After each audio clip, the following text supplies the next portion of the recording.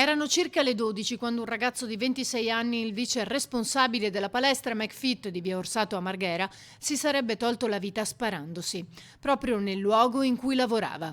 Secondo una prima ricostruzione dei fatti, il 26enne, residente a Mestre, sarebbe entrato in uno stanzino chiudendosi a chiave e lì avrebbe compiuto il gesto.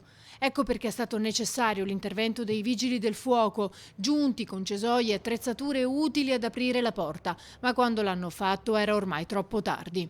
Anche il personale del SUEM 118, arrivato insieme a loro, non ha potuto far altro che constatare il decesso. Sul posto sono giunte anche le volanti della polizia e la scientifica per tutti i rilievi del caso, per sentire i testimoni e tentare passo dopo passo di ricostruire l'accaduto. L'arma con cui si sarebbe sparato il ragazzo era regolarmente detenuta perché ad uso sportivo. Sconvolti i presenti, chi si trovava lì in quel momento e chi arrivando in palestra è stato bloccato prima e ha scoperto quanto era accaduto. A microfoni spenti, chi parla di lui lo definisce una persona riservata e tranquilla.